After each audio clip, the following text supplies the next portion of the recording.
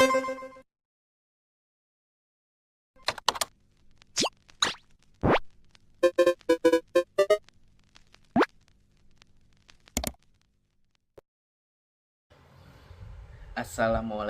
warahmatullahi wabarakatuh. Perkenalkan, nama saya Muhammad Rafli Rafsanzani dengan NIM 211011401186 dan kelas 08 TPLP 016. Tujuan dibuatnya video ini adalah untuk memenuhi tugas mata kuliah Interaksi Manusia dengan Komputer atau IMK dengan dosen pengampu Ibu Intan Kumalasari, Eskom Mkom.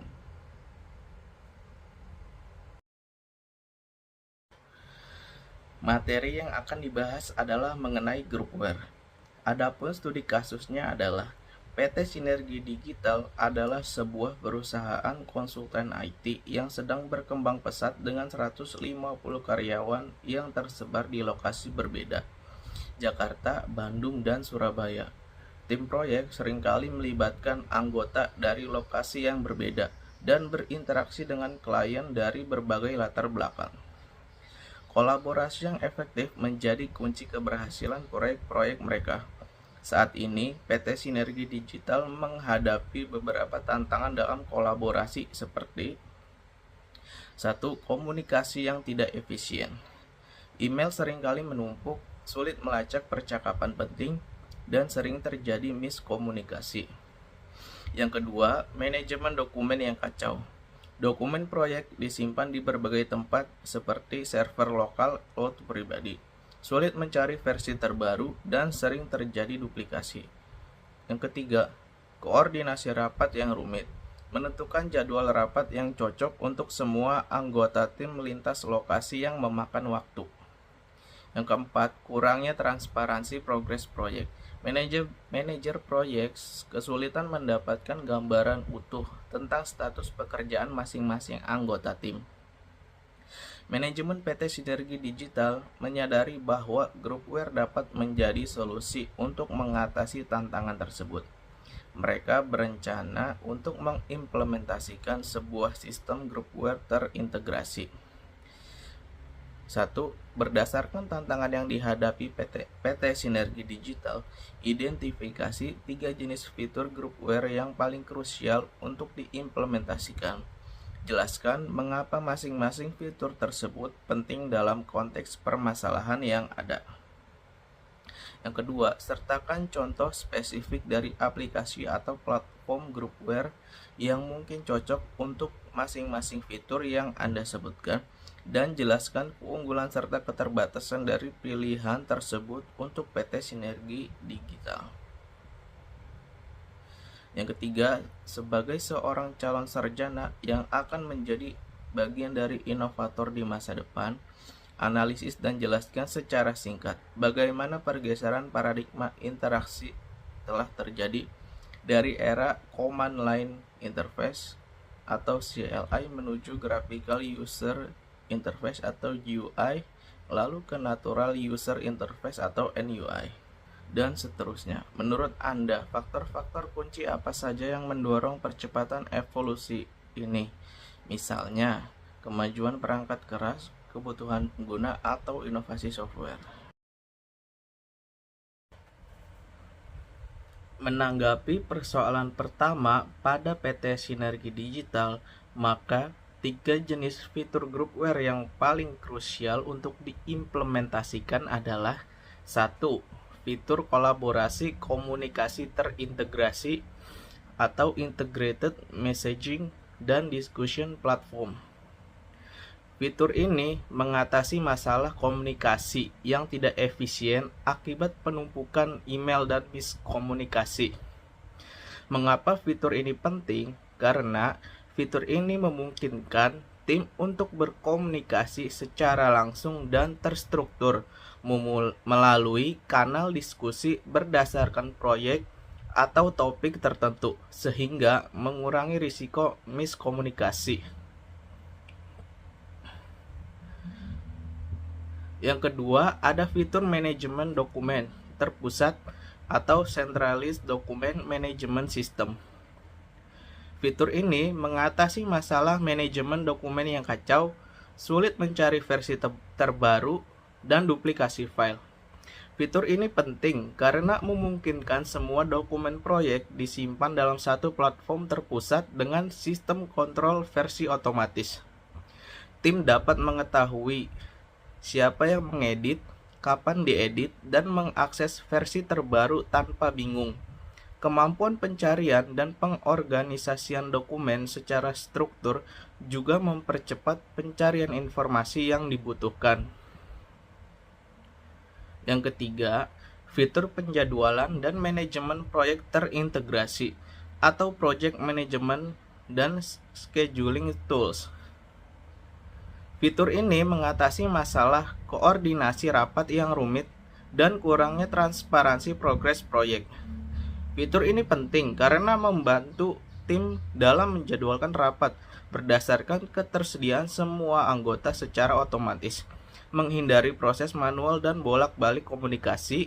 Selain itu, fitur pelacakan tugas dan progres memungkinkan manajer proyek untuk memantau status pekerjaan masing-masing anggota secara visual dan real time, sehingga meningkatkan transparansi dan akuntabilitas.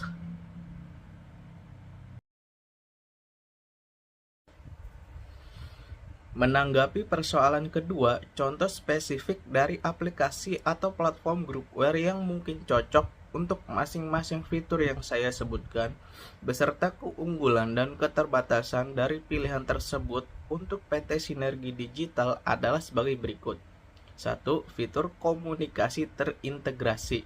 Contoh aplikasinya ada Microsoft Teams, yang memiliki keunggulan seperti integrasi menyeluruh dengan aplikasi Microsoft 365 seperti Word, Excel, Outlook, SharePoint, dan lain-lain. Lalu mendukung chat, video call, dan kanal diskusi berdasarkan proyek atau tim. Lalu ada fitur threaded conversation dan menjaga struktur percakapan. Dan yang terakhir, ada notifikasi real time dan sinkronisasi antar perangkat. Sementara keterbatasannya adalah membutuhkan lisensi berbayar Microsoft 365 untuk fitur lengkap. Yang kedua, bisa terasa kompleks bagi pengguna baru atau non-teknis. Dan yang ketiga, performanya berat jika dijalankan di perangkat atau laptop berspesifikasi rendah. Yang kedua, ada fitur manajemen dokumen terpusat. Contoh aplikasinya ada Google Workspace atau Google Drive, yang memiliki keunggulan seperti kolaborasi real-time di dokumen seperti Google Docs atau Sheets. Versi dokumen otomatis tersimpan, memudahkan pelacakan histori revisi, lalu pencarian cepat dengan Google Search, dan akses lintas perangkat mudah digunakan di laptop dan ponsel. Sementara itu, keterbatasannya adalah jika digunakan tanpa kontrol organisasi dapat menyebabkan folder atau file tersebar jika struktur manajemen tidak dirancang dengan baik. Lalu privasi dokumen perlu dikontrol secara ketat, entah itu hak akses harus diatur secara sistematis. Dan integrasi dengan software Microsoft kadang kurang sempurna. Misalnya, file Word kompleks berubah format saat dibuka di Google Docs. Yang ketiga, fitur penjadwalan dan manajemen proyek. Contoh aplikasinya ada Trello, yang memiliki keunggulan seperti 1. Visualisasi proyek menggunakan papan Kanban yang sangat intuitif. Kedua, mudah melacak status tugas, deadline, dan penanggung jawab. Ketiga, bisa diintegrasikan dengan Google Calendar dan Slack. Dan yang keempat, gratis untuk fitur dasar, cocok untuk organisasi skala menengah. Sementara keterbatasannya adalah tidak memiliki fitur pelaporan mendalam dan Gantt secara default, perlu plugin atau paket berbayar. Lalu kurang cocok untuk proyek yang kompleks dan memiliki banyak dependensi tugas. Dan yang ketiga, tidak terintegrasi langsung dengan platform komunikasi seperti Teams tanpa plugin tambahan.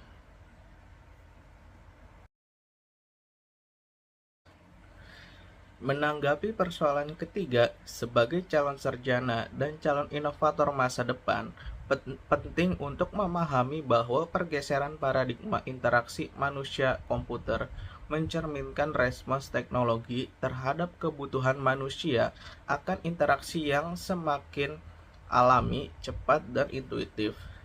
Berikut evolusi paradigma interaksi. Yang pertama ada Command Line Interface atau CLI.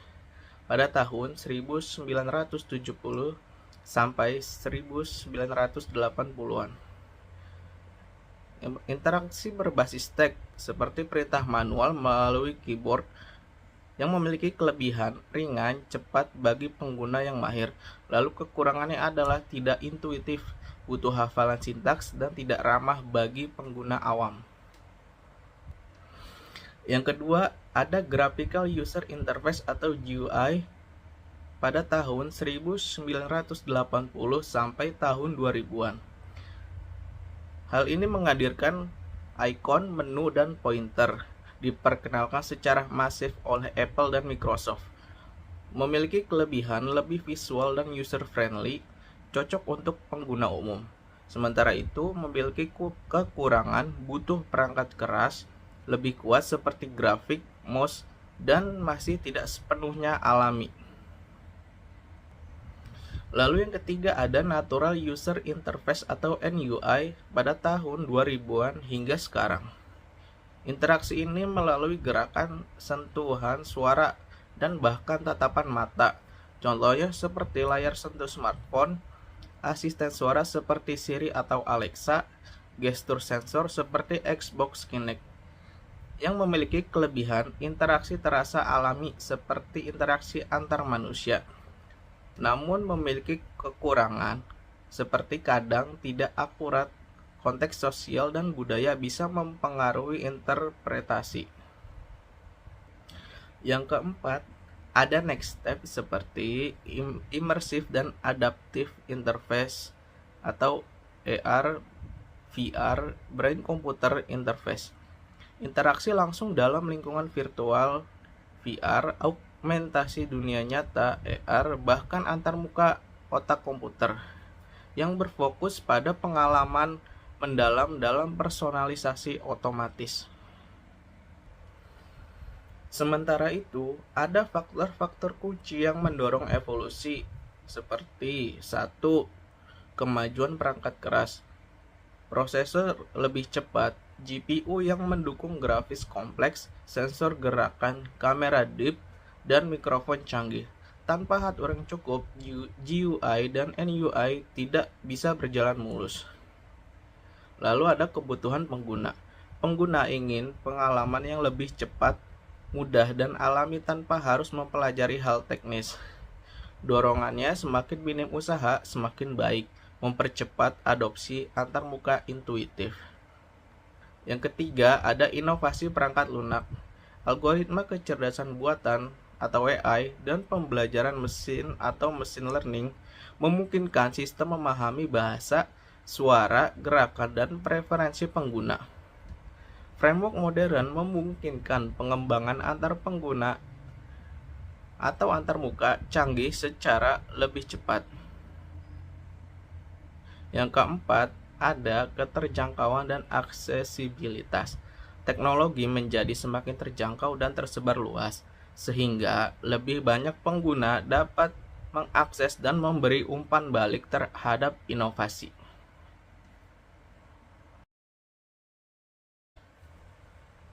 Demikian video yang saya buat mengenai pembahasan groupware dengan studi kasus yang terjadi pada PT Sinergi Digital. Lebih kurangnya mohon maaf. Wassalamualaikum warahmatullahi wabarakatuh.